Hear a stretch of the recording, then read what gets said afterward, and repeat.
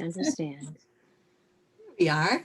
Hello, good afternoon, everyone, and welcome to Enlightened World Network's book club. We are the Soul Food Book Club, and we have been reading and enjoying and talking about Enoughness by Mm. Alison Robertson, who has graced us today to come on and talk with us about this book, and I think has some things to share with us about the book and the energy of it, and get to know what we have to say about it as well. So, Alison, welcome to the book club. Thank you. I was very I'm so honored that you all read the book and shared your feedback, and I loved hearing everything that was said.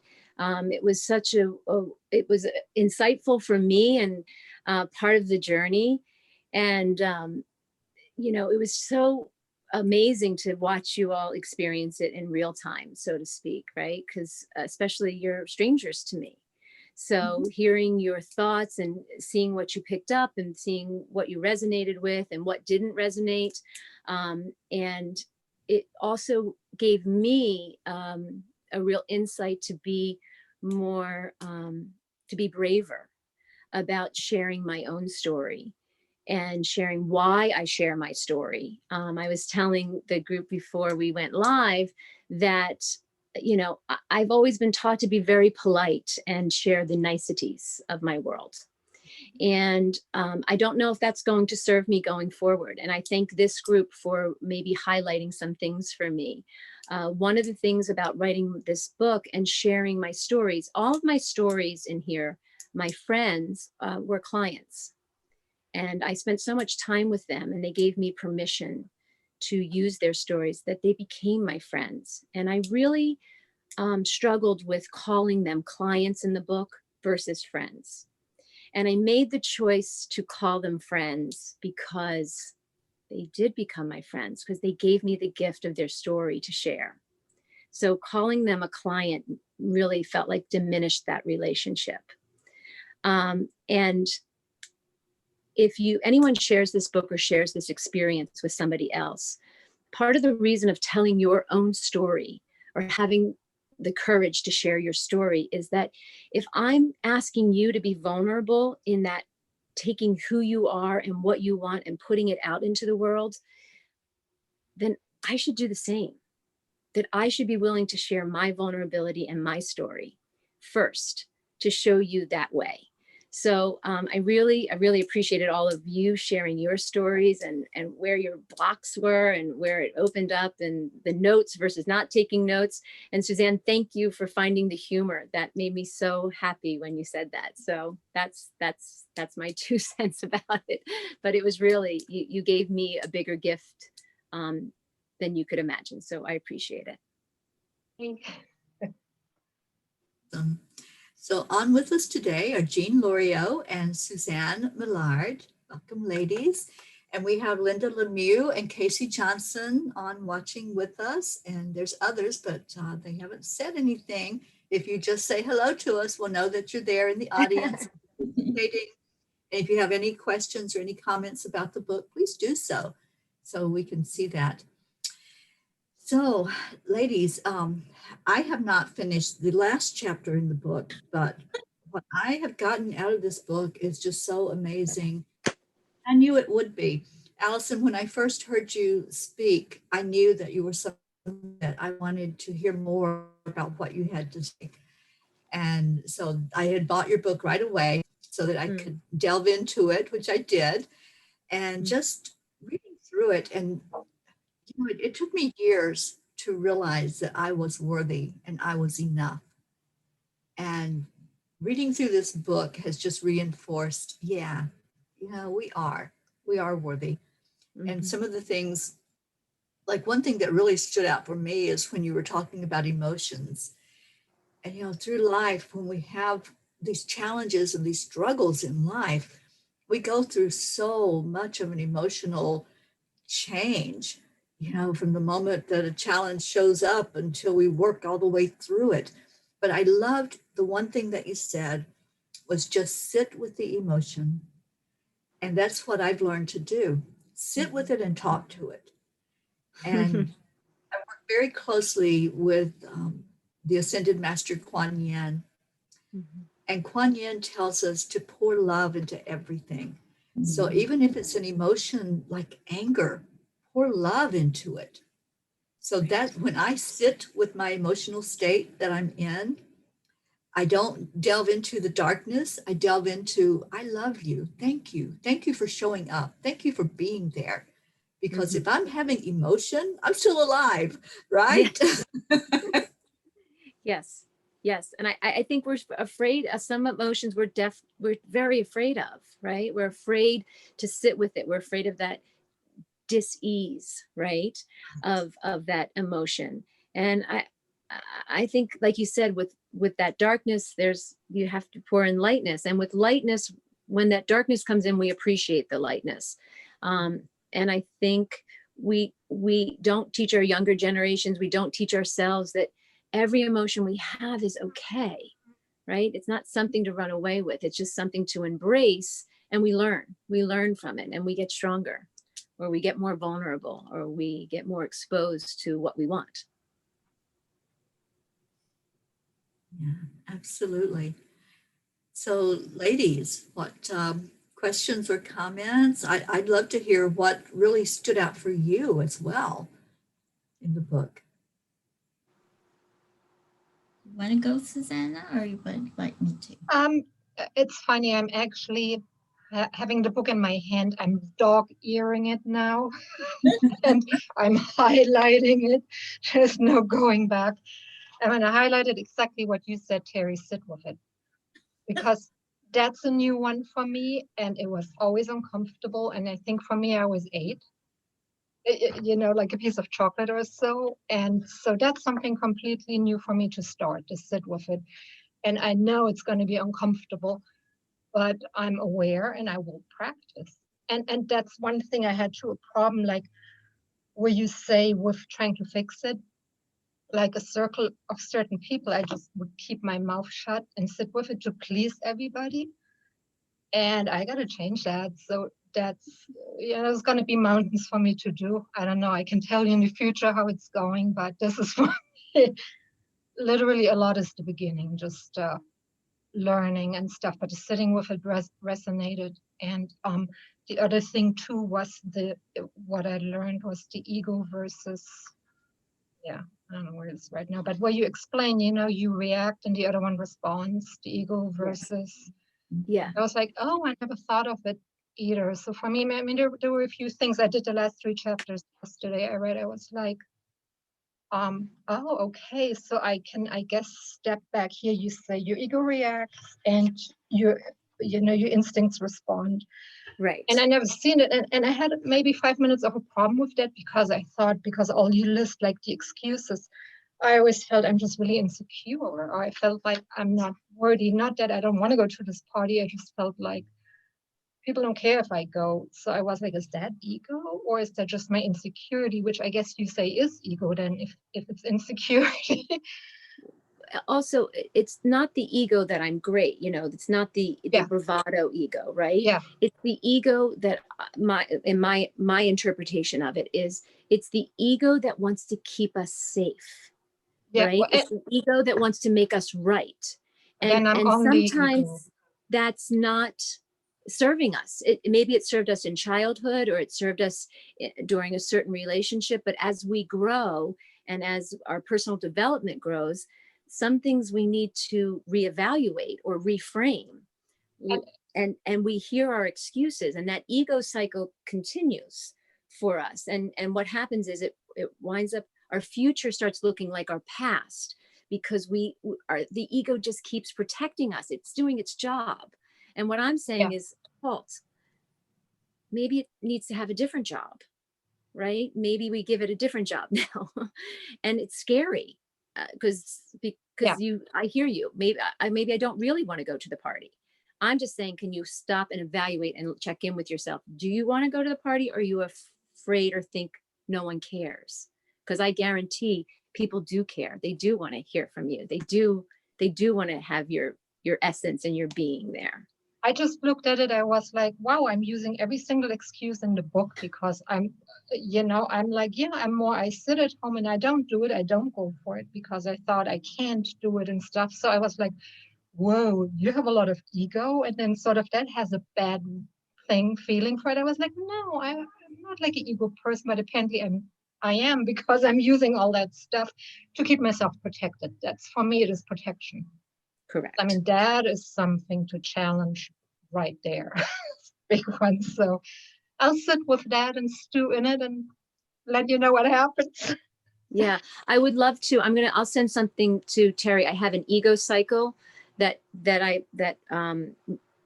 I'll send that will really help with that you can kind of start to break it down so you can see when a trigger happens for you, how quickly we fall into that excuse.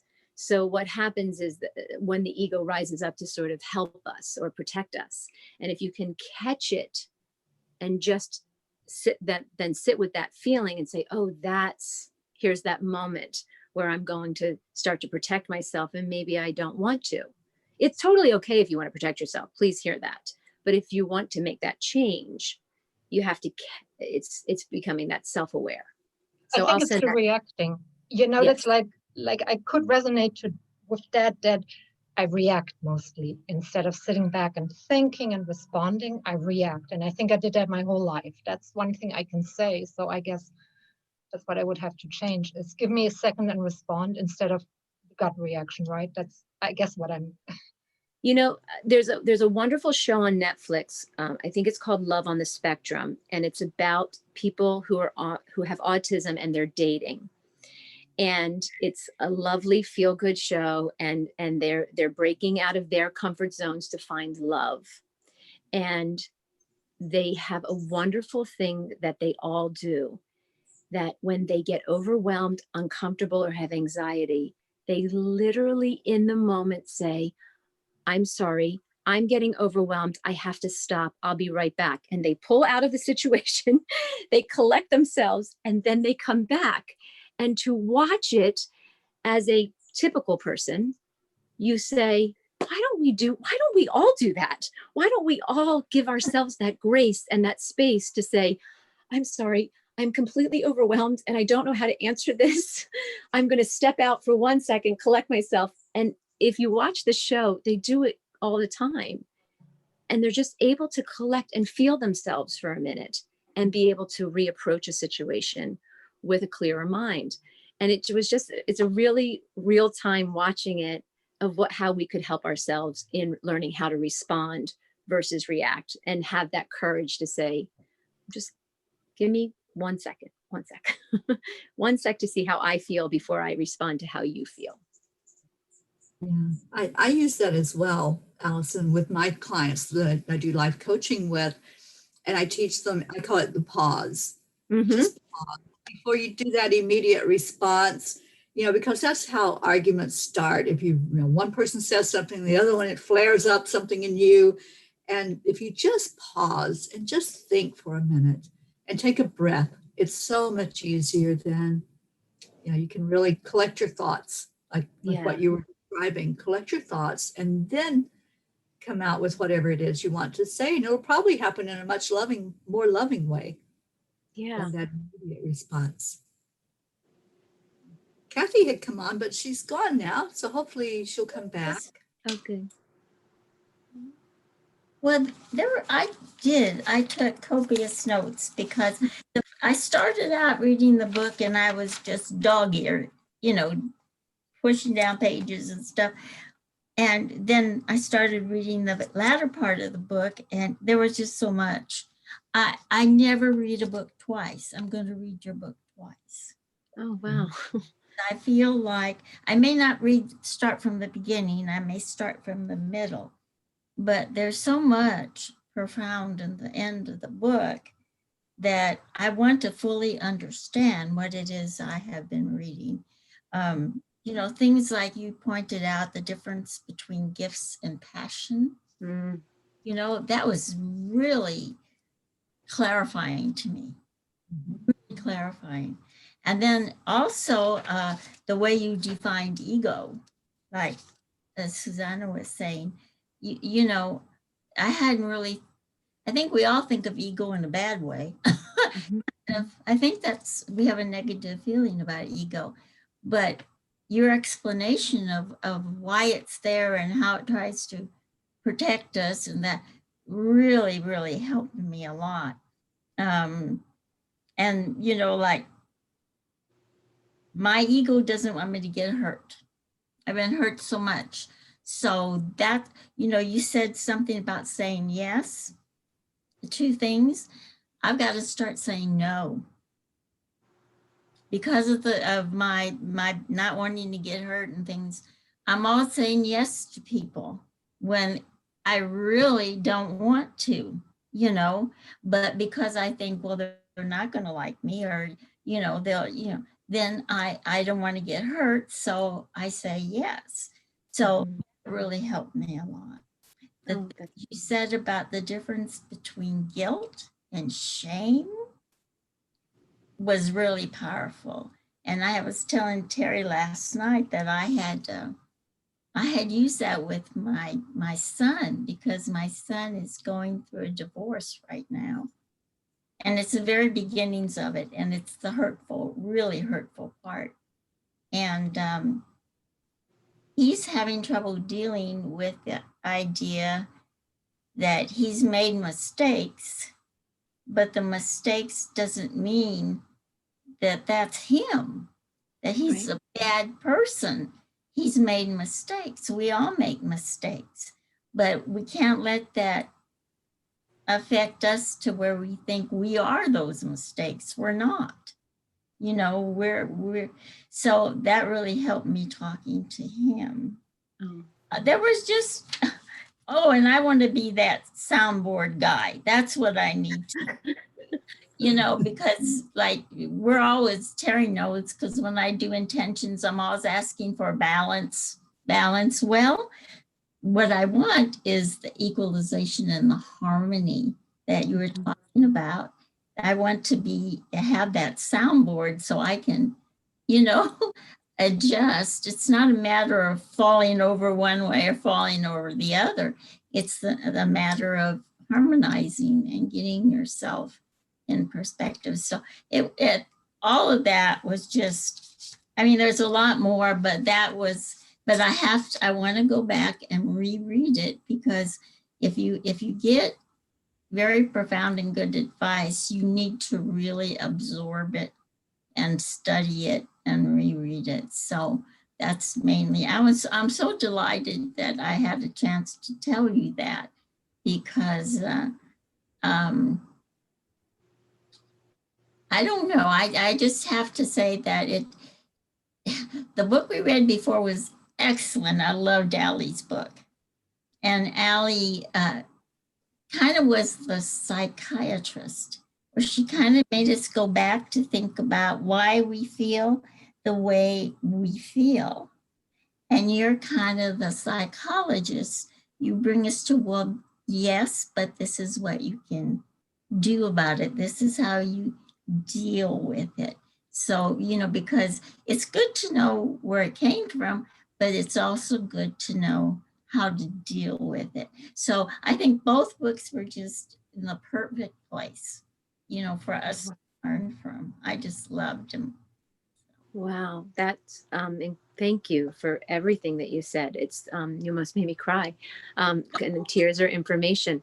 Um, it's really validating to me, because I, you know, the you were absolutely with me on my journey of writing this book, because the first several chapters were impossible to write.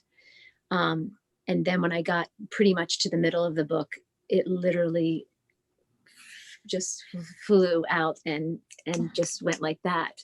So it's interesting that you are having the same response to how I wrote it or my experience. So when I tell you that you're on the journey with me, you truly are, without even knowing me. And my intention of writing the book was so that you could pick it up and pick up a chapter and reread it or never read it again. So you really are a very case in point for me, Jean, of what you said. of the vision that I had for it. So I do appreciate everything that you said. And guilt versus shame is something I think another topic that people are very afraid to approach. Ego and guilt and shame, those two subjects, I think people really would rather talk about it tomorrow. It's a good subject, but we'll talk about it tomorrow. And I think it's brave that you both, I know it's the chapters you read, but that you both were willing to jump in there. So I appreciate that. Well, we thank you for the book. It was very enlightening, very helpful. Thank you. Yeah. And I have to ditto what you said, Jean.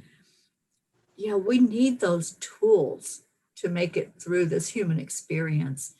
And so many times we don't know where to turn to find those. You know, the more we can have to pull on when we're going through something in life, when we're experiencing something that's challenging for us, the better we're going to get through that. So this book is full of tools. And Alison, I just want to thank you for the things that you have shared with us and the ways that we can have a different perspective on things, because sometimes we get that tunnel vision, you know, or speaking for myself, sometimes I get tunnel vision. Mm-hmm. And so if there's something that I'm focused on, it's hard to look beyond it at times and say, okay, what's my options? So looking with a different set of eyes sometimes is so important, to see that it doesn't have to be exactly what it looks like it might be. There can be other ways of looking at it. And I believe it was Dr. Wayne Dyer that says, when you change the way you look at things, the things you look at change.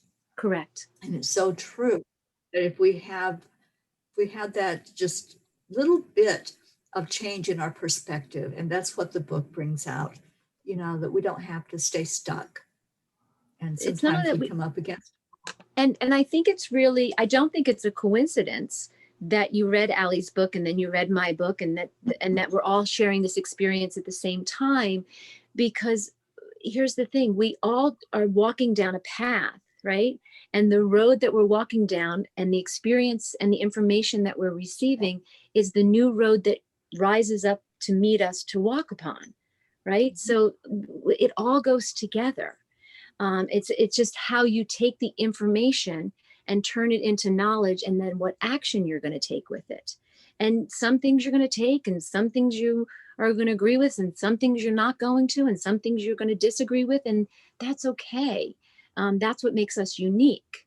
And one of the things that I want everyone to experience is that, you know, we're not broken.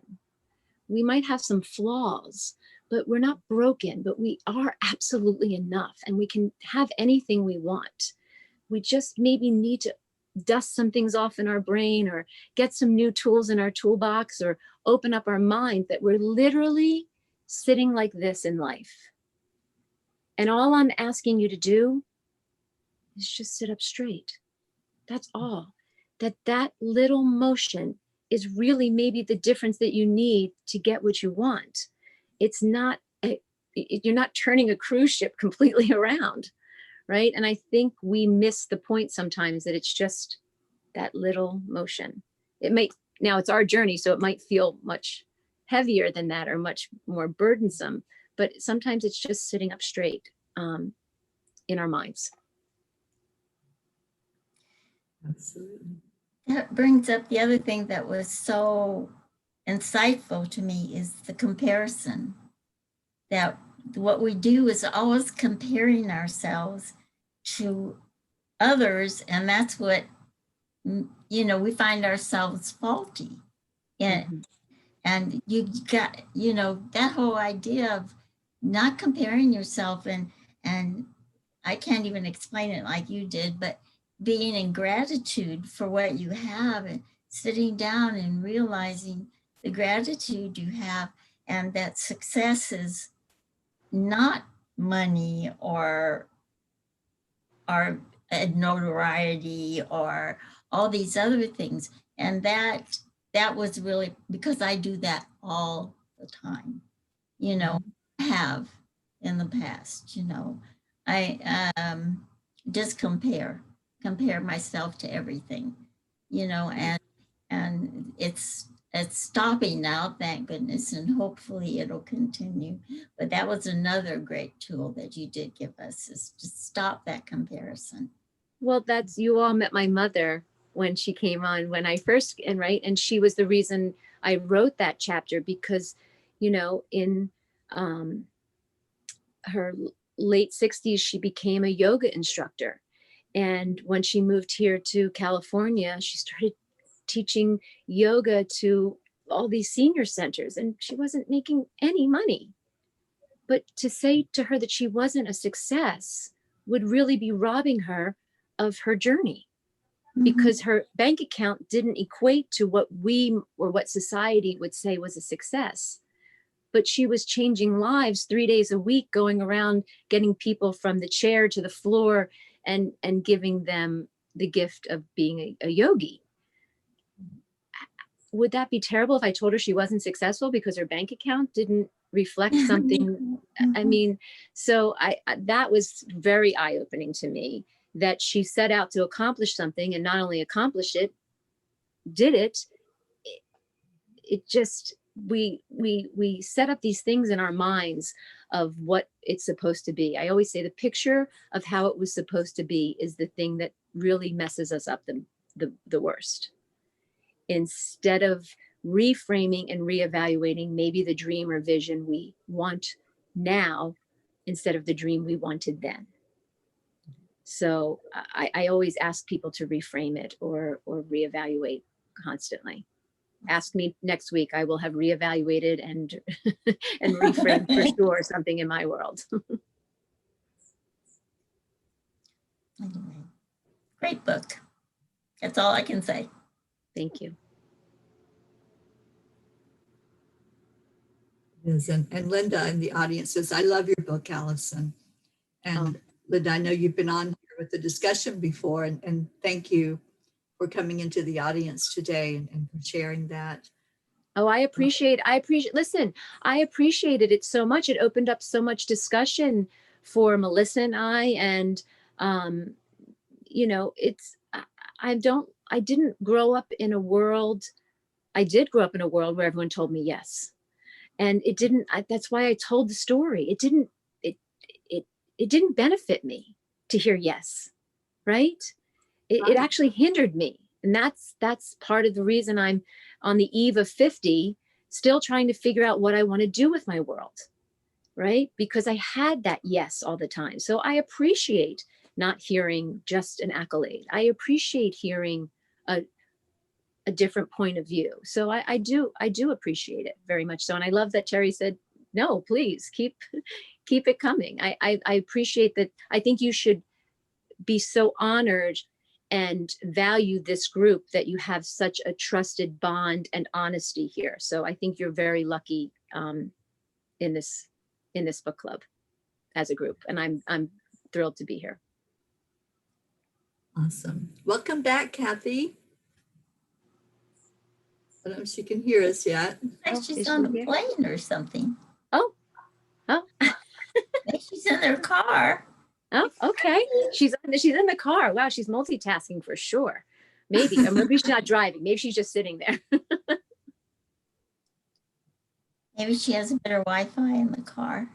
It dropped off. So any suggestions for us, Alison? I know, like when I read a book, sometimes I'll put it down and I'll just step away from it and just, as Jean was saying earlier, just kind of let that percolate, and just let the information really go in. And then I might pick it back up and just flip through it and look at things that I've highlighted. So any suggestions from you of something that we could do to get this more, to make it more solid in us, instead of just putting it aside and saying, okay, I read it, I'm done. I really want to keep absorbing the energy of the book. Yeah, I definitely, like Jean said, re-looking at the tools and that type of stuff, because once you hear something for the first time, it doesn't necessarily mean we have it, right? It's like, oh, that was a good idea, or I like that advice. And then 6 months later, you hear it again. You're like, oh yeah, I forgot. I did like that. I just didn't implement it into my life, right? So making something a habit. My thing is that in anything, my book or anyone's book, I would always say, take away, if you can work on 3 things, any 3 things, and sort of highlight that, whatever you're working on, so that you can start to implement that into your life, whether it's, I'm going to have a gratitude journal, whether I'm going to work on my ego, right? Where can I say yes more often, or in Jean's case, where am I going to say no? Where am I going to work on my people pleasing skills? And really make a conscious effort. I say journal, and then sometimes when I say journal, people glaze over and they think, oh, I have so many journals I haven't started, and then it feels like I have to. I'm just making a suggestion, right? I don't care how you do it. Put it in your notes, make a voice memo.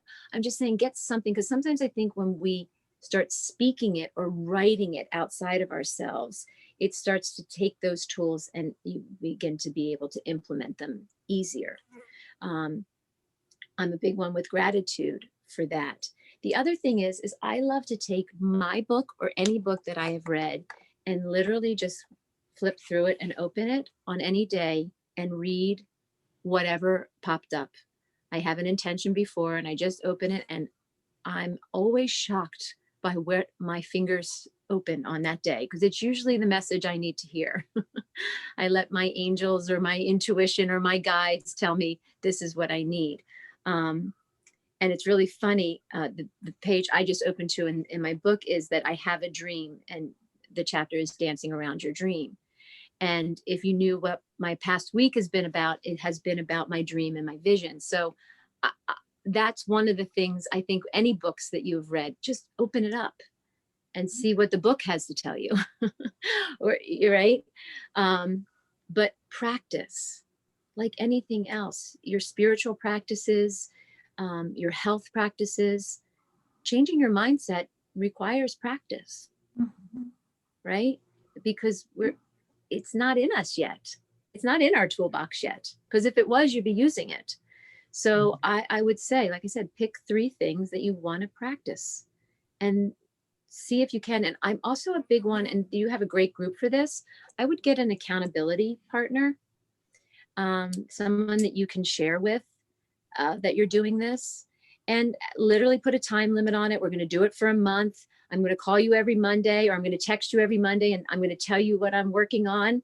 And the person's response is, got it. Not coaching them, not encouraging them, just got it. And the person does the same thing back. And the next time you text, you say, I accomplished what I set out to, I didn't. And the accountability partner says, got it. Little emojis, or so you're not coaching one another. You're just another person witnessing what you're trying to do. So that's one more way the habit starts to stick. Good idea. Beautiful suggestions. I want to read Linda's comment. Linda says, I grew up with parents being passive or aggressive, but not expressing why they were upset. So I didn't have the tools then. I appreciate all you have to say and give, Alison. Oh, that's really very insightful on her part, and thank you. I think people that grow up it's really funny. I saw a video yesterday, and it was a person saying, are you intuitive, or did you grow up in a passive aggressive home where you can just anticipate what everyone needs around you to keep yourself protected? And I think when those of us that have grown up in those type of environments, we're that's one of our superpowers, right? We're hyper aware of what people are thinking and what they need. And because we have that hyper awareness, sometimes we cannot get back to what we need. We can't recalibrate what it is that I need. And that's a real long journey. And it's a tough one to overcome because I always say you're so muscled up on how to take care of everyone else, but really you're taking care of yourself in that environment. And I think when people have been in that environment, they see it as selfish to take care of themselves in that environment, to take care of themselves, period. What do I want? What do I think? What's my dreams? How can I better myself? They perceive it as self-centered or selfish. And I think it's the most selfless thing you can do to care about yourself and be kind to yourself and open yourself up to the possibility of you and your dreams.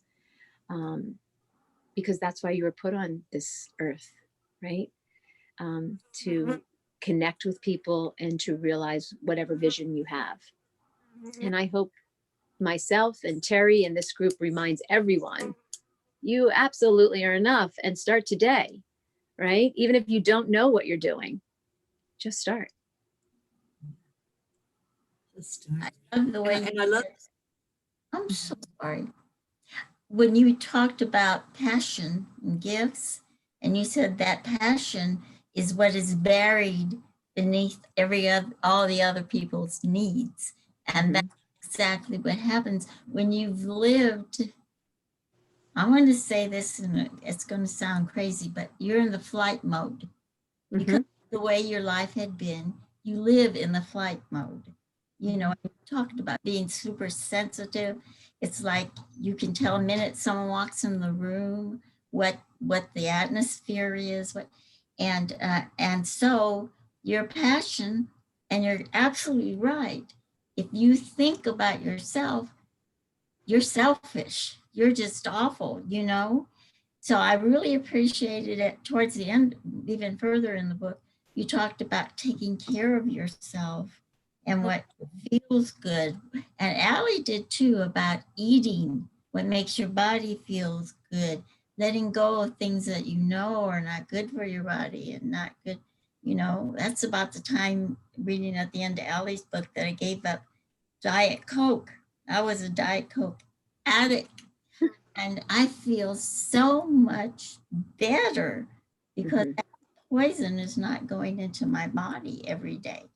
So you're right. You're absolutely right about that. And you see, that's what Terry was trying to tell me earlier in your book. Because our lives are so different doesn't mean they were also so much alike. And that you understand what those of us that have that kind of a perception of themselves is going through. So it's just been enlightening to me, just totally. One of the things I love, the gift and the passions. I love that you embraced that, because it's really funny. That was born out of being here in Los Angeles, because I deal with so many creatives and multi-passionate people, and they get very hung up on what they do. And it sometimes can really interfere with their lives greatly because they get it confused, right?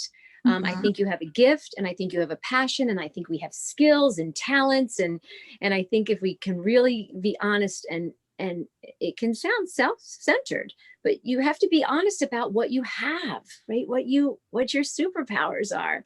And when I first started talking about gifts and passions, boy, oh boy, did people get mad. Wowee. They would really battle me about, if they were a dancer, they wanted to say, no, that is my gift and my passion. And I was like, yes, but what is that thing you've always wanted to do? What is that thing? And they'd say, well, I've always been great at X, organizing. I've always been able to organize. And I'm like, that's your gift. Your passion is dancing, right? But can't you see that if you can separate them and see your talents and skills in between, just expands your life, right? It just makes you a more well-rounded person and opens up to so many possibilities. And I can't remember the girl from Michigan. I can't remember her name. I just know she was from Michigan with the dark hair.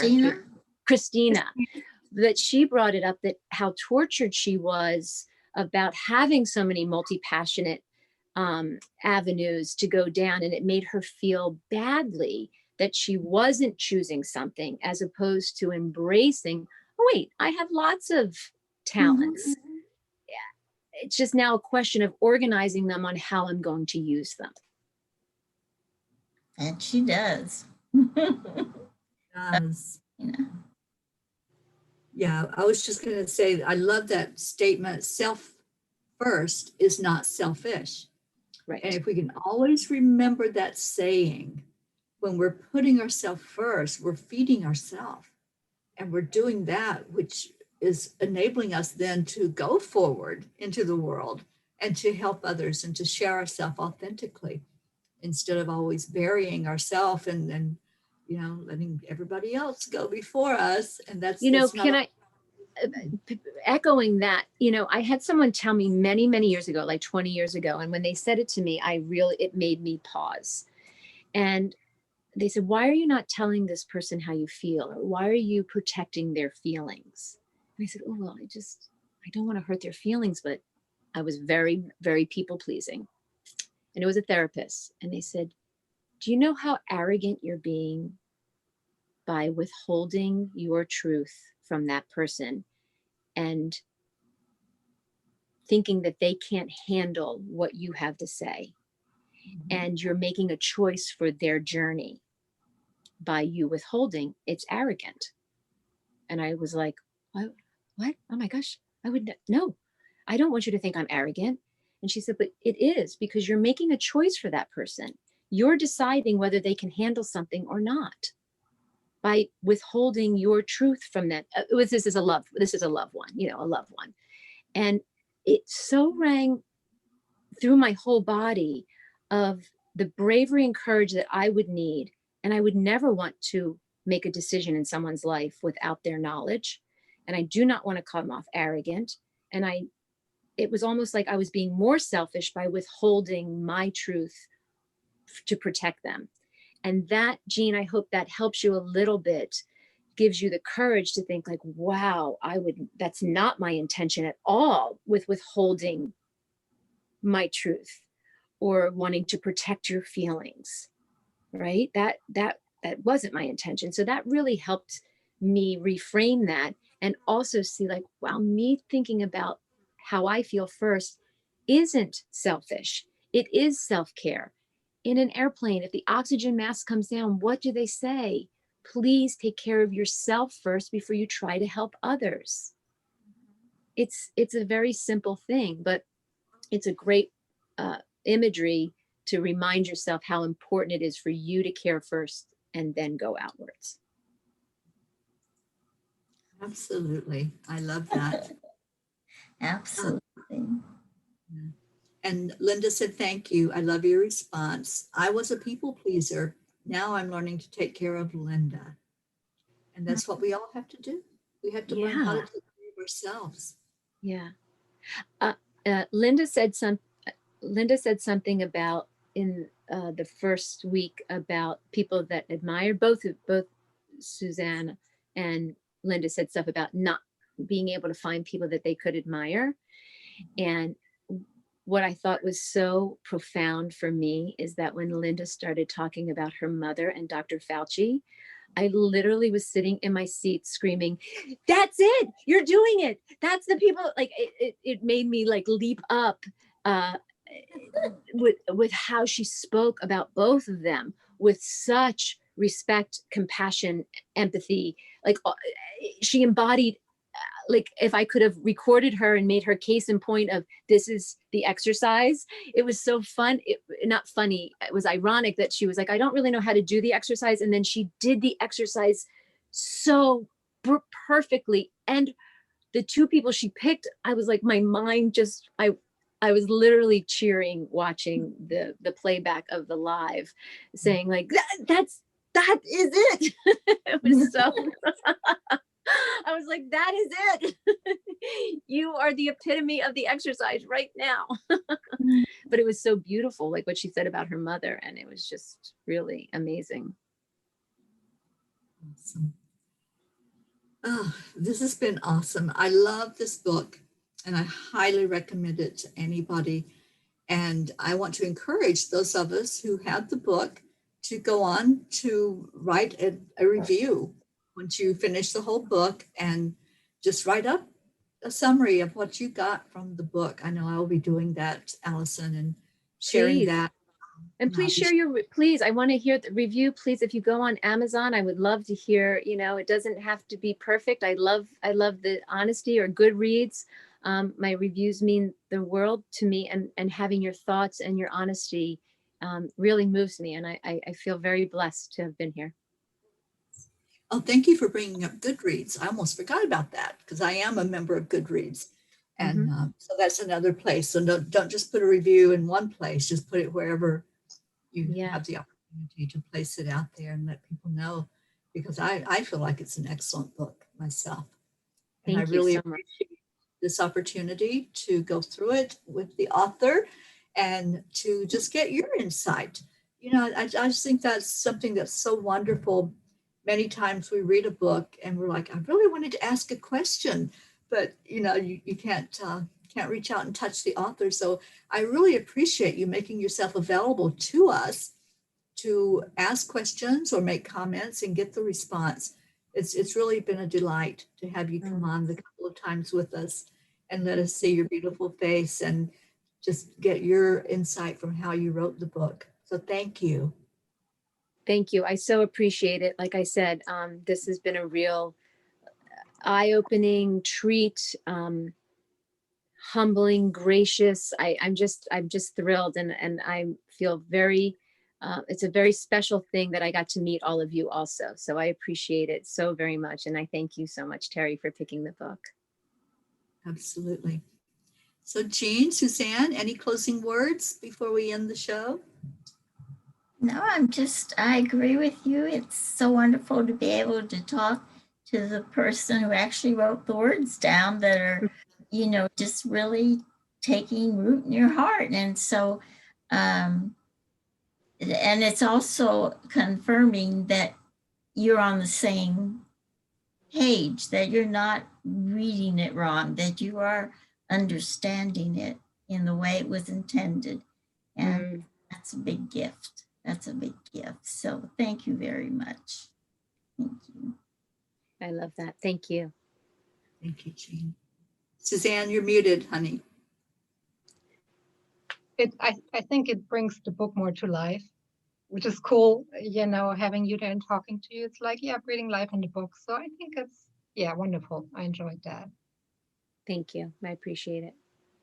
Absolutely. And Linda says, what an awesome group. Love you all. And thank you again, Allison. My pleasure. My pleasure.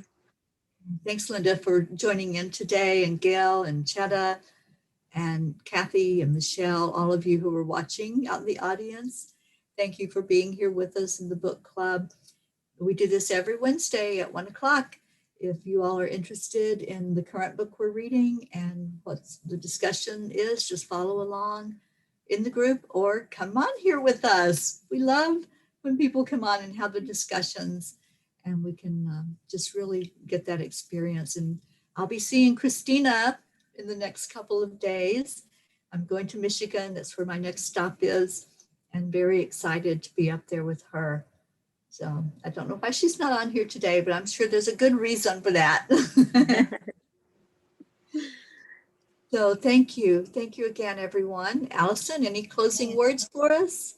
Just thank you so much. And I do hope that everyone remembers that having gratitude for what you have makes what we already have enough. And that today is the best day to go after anything you want. And make sure that you have the right people around you, because the right people around us have an effect on who we are, how we think, and how our bank accounts grow. So I do appreciate all of you, and I appreciate the space that you held for me. Absolutely. Thank you so much, Allison. And yeah, blessings and many prayers for you and your family as you are right out there in the midst of all those fires out in the western part of our country.